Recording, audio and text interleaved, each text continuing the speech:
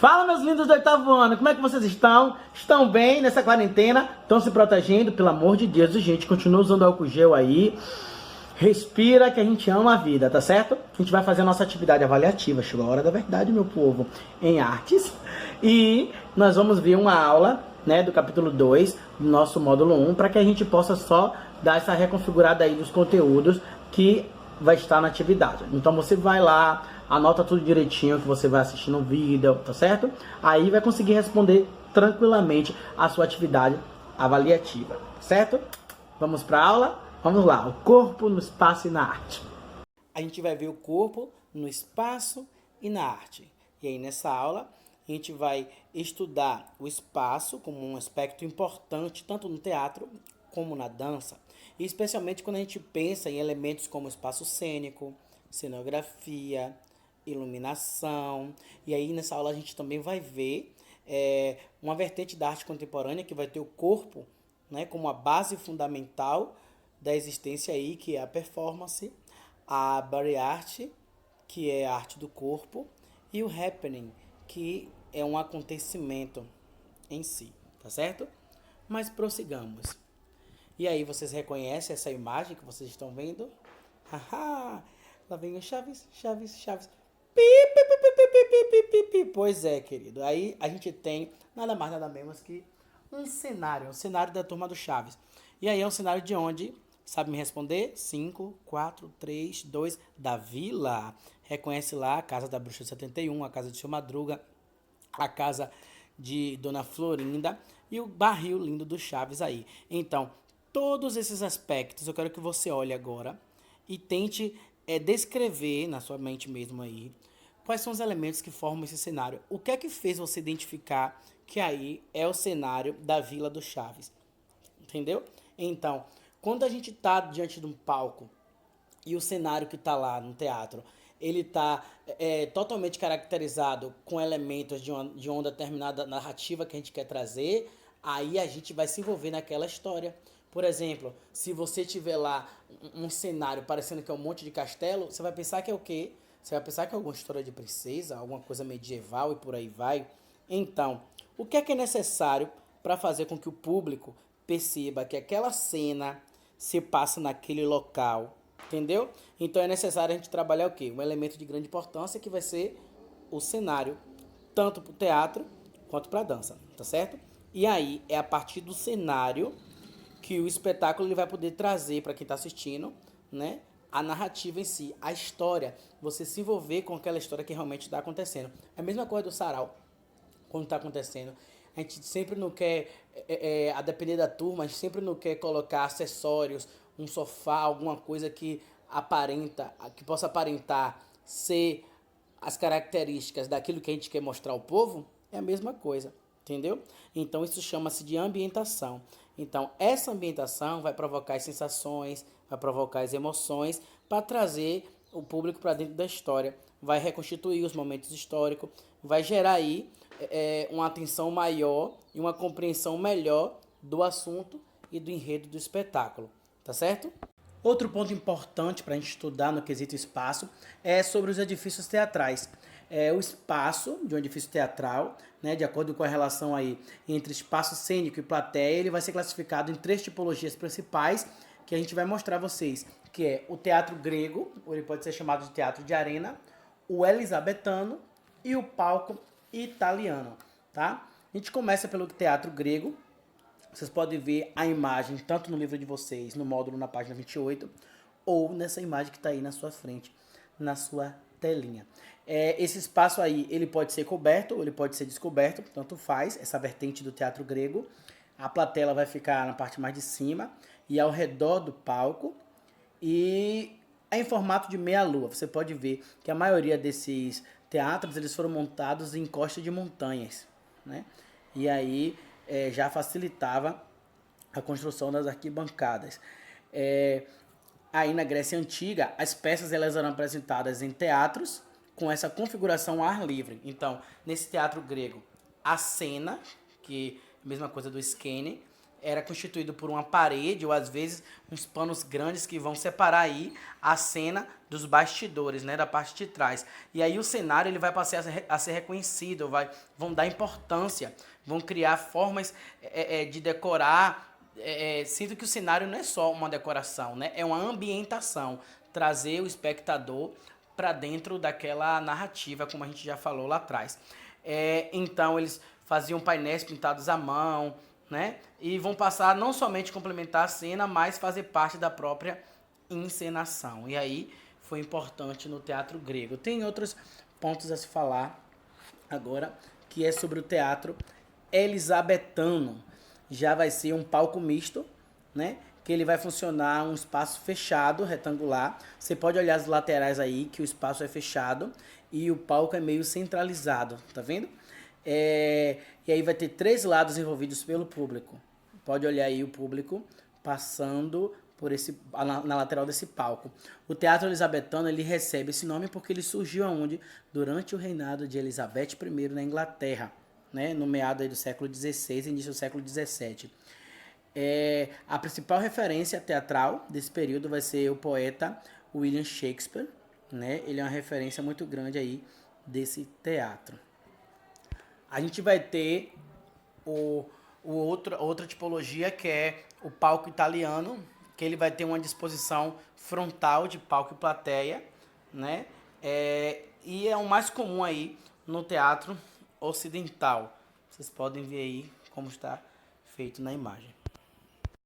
E é um teatro grande para dedéu. Aí é o Teatro Lírico Internacional de Milão, né? No livro de vocês vai ter a imagem da abertura dele em 1894, mas eu trouxe aí uma imagem atual para você ver, coisa linda. E o palco italiano ele tem aí, olha aí, entre o palco e o público tem um espaçozinho no meio que é onde fica a orquestra, né? E às vezes as pessoas do público, eles reclamavam que dizia que essa orquestra acabava ficando na frente da encenação, né? Isso é um problema aí desse palco italiano. O cenário e iluminação, o nosso próximo tópico a ser estudado. Então, vários elementos vão compor a elaboração do cenário. A gente vai ter, dentre eles, a iluminação, que vai ser um recurso cenográfico aí, de grande importância tanto para o teatro quanto para a dança. A gente sempre vai estar falando nesses 2 tipos de apresentação. Então, o ângulo de posicionamento das luzes vai ser capaz de criar efeitos cênicos e trazer uns resultados bons, resultados positivos para o espetáculo. Aí você pode ver aí na imagem que eu coloquei uma imagem de uma dança, né? Meio que um balé contemporâneo ou moderno, e você vê que tem umas luzes aí azuis nas laterais dos bailarinos, tá vendo? Então essas luzes azuis estão dando um efeito diferente a essa apresentação. Os focos de luz, ele pode destacar ou pode até ocultar determinados detalhes do cenário, né? Direciona o olhar do espectador para alguma coisa que a gente queira, algum ponto específico, cria aquela atmosfera, né? Dá ritmo a uma apresentação, como está acontecendo aí nessa imagem. Vocês podem ver na imagem da página 30 do livro de vocês. A gente vai entender melhor, né? Dando uma olhada em outras imagens. Procura no Google algumas imagens assim, iluminação cênica, que vocês vão ver aí que acaba sendo um trabalho de composição cenográfica. A gente passa a estudar agora o corpo no espaço, tá certo? E a gente vai estudar sobre a performance, sobre o happening e sobre o body art, né? Então, em que forma de expressão artística o corpo vai ser uma peça fundamental? Tenta ver essa imagem aí. O que é que vocês estão vendo nessa imagem? Uma pessoa, certo? Claro. Ela tá com a máscara? Tá com a máscara. Onde é que ela tá? Enxerga aí ao redor dela. É o quê? É uma terra, é um lixão. Tá vendo? Várias garrafas PETs amassadas, plásticos, papéis. E aí? Um tapete vermelho? O tapete vermelho lembra o quê? E aí essa roupa toda o que? Dourada. O dourado é o que? Luxo. Então, vê aí essa crítica sendo montada dentro dessa performance, certo? Que é o que a gente começa a estudar aí. Então, no teatro, na televisão, no cinema, o ator ele vai ter o corpo e a voz, né, como as principais ferramentas para se representar ali o personagem que lhe foi atribuído. Então o autor da novela vai lá, escreve o roteiro, pá, e dá ao ator, dá o papel ao ator. O que é que o ator tem que fazer? Só tem que atuar com o corpo e com a voz, não é isso? Então, o dançarino é um processo semelhante aí, que ele vai representar ainda mais intensamente com o corpo, né? É um pouco diferente só do teatro, que é a utilização da voz também. Nas artes visuais, né, que é as artes híbridas, a partir da década de 1950, vai haver um uso mais acentuado do corpo também como suporte. Então vai se subdividir em performance, happening e body art, como eu já falei a vocês. Então vai ser as três formas de expressão que vai se inserir na arte contemporânea, né? E vão se associar aí uma a outra e às vezes a gente até confunde elas. Mas a performance, que é esse primeiro que a gente está vendo aí na tela, ela vai consistir em uma forma de arte que vai combinar elementos de linguagens artísticas, como teatro, dança, artes visuais, músicas, ou seja, combina várias linguagens das artes aí. Então, vai compor uma ação específica. Então, em geral, nesse tipo de manifestação que é a performance, não há necessidade de participação de público. Poxa, mas então na performance não tem participação do público? Rapaz, de poder ter, pode, mas a necessidade ele não tem, entendeu? Então não tem aquela necessidade de que tem que ter a participação de público. Então a performance aí não tem.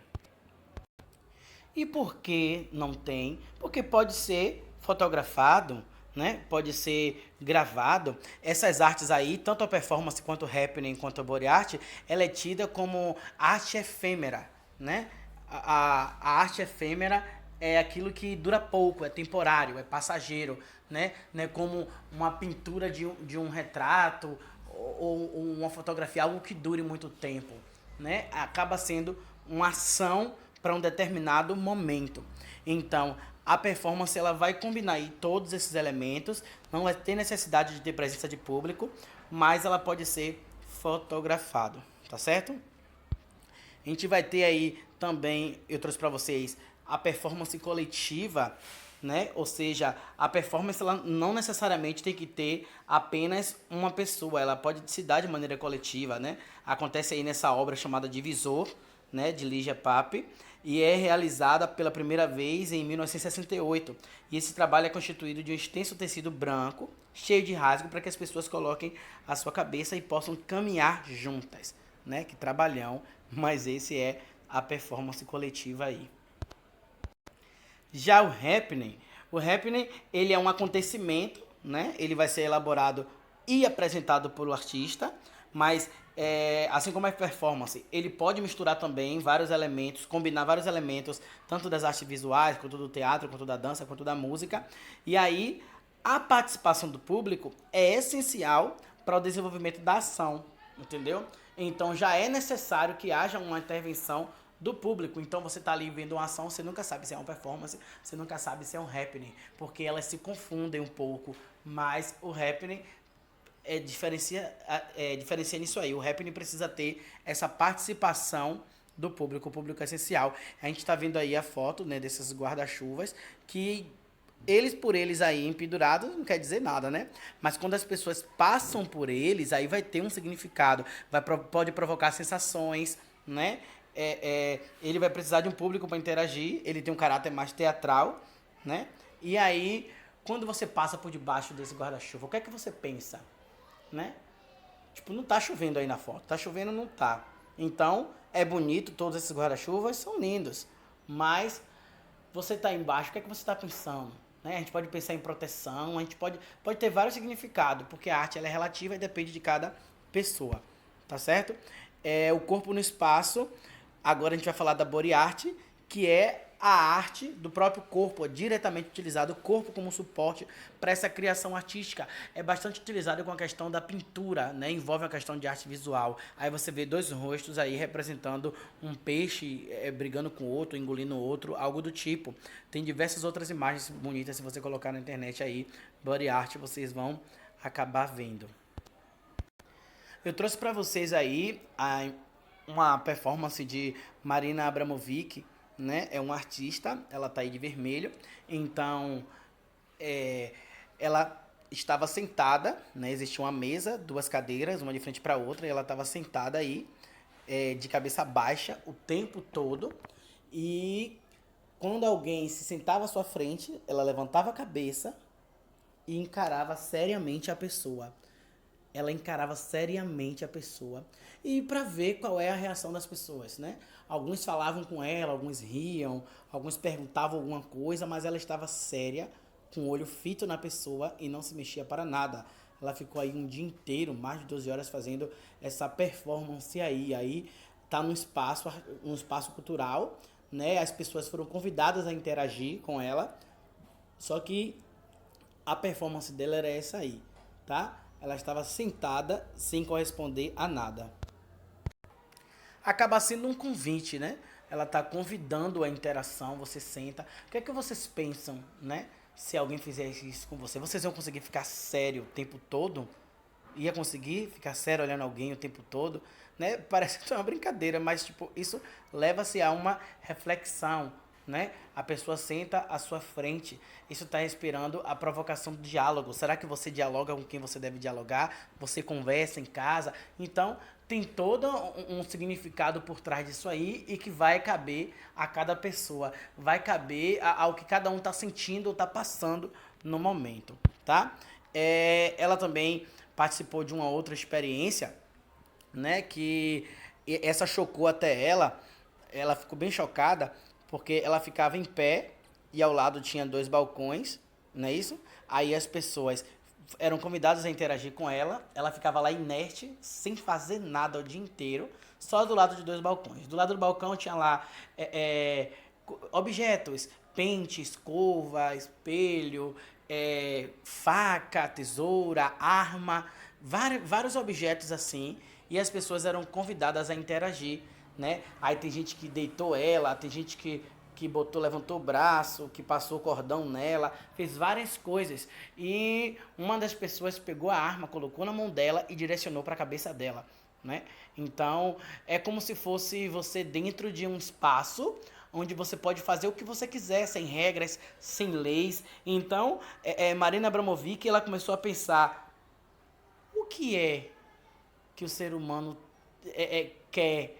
O que é que o ser humano pode fazer quando ele está dentro de um espaço sem regras, sem lei, né? Sem olhos ao redor dele? Quando dá uma liberdade, o que é que o ser humano, até onde o ser humano pode ir? Será que o ser humano ele pode viver, né? Sem limites? Então, cada ação de cada pessoa que ia interagir com ela ali dizia muito sobre a pessoa. Então, quem é que traz essa revelação? A arte. Então, o que é que a arte pode falar sobre o ser humano aí? Né? Foi bem interessante esses exemplos que eu trouxe para vocês, né? Então, a arte do happening, a arte, né, da performance, ela acaba sendo arte conceitual, né? Que seria a arte das ideias, a arte da mente, né? Que provoca maneiras de pensar, maneiras de criar, traz ideia, né? Não precisa trazer algo concreto, basta trazer uma sensação, mas se provoca algo, né? A arte aí está provocando emoção. Tá? A gente vai agora para o corpo na dança, a coreografia que desenha o corpo. Então, a dança, né, assim como a música e artes visuais, ela vai acompanhar a existência do ser humano desde os tempos primórdios, né? Porque as pinturas rupestres que eram achadas dentro das cavernas tinham a imagem de como se fossem pessoas em movimentos. Então, pessoas em rituais. Então, por isso, chega-se à conclusão de que a dança nos acompanha desde o período primitivo. Então, o movimento humano não vai deixar para trás, né, nenhum vestígio físico, né, ao contrário das esculturas que acaba deixando. Mas há os registros, né, datados aí do período paleolítico, com essas imagens que eu falei a vocês, né, nas paredes e tetos da caverna, que vai retratar o que poderia ser passos de dança, né? Também vai ter registros nos túmulos do Antigo Egito de pessoas dançando, né? Vai ter registro ali de pinturas que vai dar para identificar isso aí. Então, os registros mais consistentes que vai ter aí da história da dança vai ser relacionado à formação do mundo moderno. O balé ele vai se estabelecer desde o século XV, mas a partir do século XVIII a gente já vai ter aí um grande repertório de danças formalizadas com movimentos bem coreografados, né? E um dos principais exemplos que a gente vai ter vai ser a valsa, usada nos bailes de gala, usada nos casamentos, seja por homem, seja por mulher. Então, foi de ambas as tradições, a antiga e a moderna, que essa história da dança aí vai produzir grande variedade de danças populares existentes em todo o mundo, né? Então, a efemeridade dos movimentos, ou seja, a rapidez, né, que é muito volátil do movimento aí, é um aspecto fundamental da dança. O dançarino ele vai costumar atuar com a memorização da coreografia, muitas vezes ele vai seguir ali a notação do ritmo da música, e ao longo do tempo a dança ela vai sendo aos poucos modificando, né? Inclusive a estrutura coreográfica da dança, né, sendo marcante, a ruptura que as danças modernas e contemporâneas vai realizar com o balé clássico. O balé clássico ele não é que vai ficar para trás, mas vai surgir pessoas com vontade de inovar e de revolucionar a dança. Aí a gente vai ter aí a dança moderna. Eu trouxe os nomes como Isadora Duncan e Martha Graham, que vai ser precursoras aí na questão da dança moderna, na questão da liberdade do corpo, né, na hora da dança, de se quebrar as regras do balé, né, a rigidez do balé. E aí, a dança moderna, ela reflete um estilo que vai ser desprovido das restrições do balé clássico, vai ser aliviado de rotinas estruturadas e focados mais em interpretações mais livres. Vai retomar aí ao final do século XIX, início do século XX. A dança moderna ela surge de um questionamento dos artistas em relação àquela rigidez toda que o balé tinha, né? A dança contemporânea é uma dança também que vai valorizar, igual a dança moderna, o movimento livre do corpo, né, a improvisação, mas a dança contemporânea ela vai estar ligada mais aos trabalhos de chão, né, os passos, os deslizados do chão, dos pés, do corpo no chão, como se fosse a gravidade puxando a gente para baixo. Então a dança contemporânea, né, assim como a moderna, ela vai ser acompanhada por vários estilos de música aí, ou executada por acompanhamentos musicais. Na imagem eu trouxe a foto de vocês do que seria a representação da dança moderna, né, que já quebra mais a rigidez. Você vê que os passos são mais diagonais aí, né, uns saltos, mas só que mais diagonais. Mas a gente vai ter a representação também da dança contemporânea com um trabalho mais de chão, é uma mistura, vocês podem estar enxergando aí. A ginástica rítmica também vai ser uma modalidade híbrida, que híbrido é uma coisa mista, uma coisa misturada, né, entre a dança e as ginásticas. Consiste na execução dos movimentos corporais bem definidos, né, com níveis de dificuldades variados aí, e vai ser realizado com o uso de um instrumento sincronizado com a música, né. Aí eu trouxe a foto de Daiane dos Santos, que foi a grande ginasta brasileira aí, né, e aí os instrumentos que podem ser utilizados as próprias mãos, ou a fita, bola, arco, corda, né? Então, são vários aí os instrumentos a serem utilizados, uma atividade muito interessante, né? Porque ele acaba ajudando a desenvolver aí a consciência corporal, conectando a música e a dança, tá certo? Beijos, meninos! Pronto! Agora é só você fazer a sua atividade tranquilamente, tá certo? Professor, vou mandar por e-mail? Vai mandar por e-mail, viu? artesimon8º@gmail.com, tá? Professor, posso fazer de lápis? Não, Nanina, não. Larga de maluquice, viu? Pelo amor de Deus. Desde eu disse. Você vai fazer de caneta preta ou caneta azul. Olha as cores que eu tô falando aí, tá certo? Então, qualquer dúvida, horário de atendimento lá no WhatsApp de 7 às 12 de segunda a sexta, tá? Beijo e boa atividade avaliativa. Ah, tira a foto da atividade, tá? Em imagem. As orientações estão lá na atividade avaliativa. Tira a foto, escaneia aí. Tem um aplicativo do celular que é o Scan. E aí vocês conseguem me enviar. Beijos!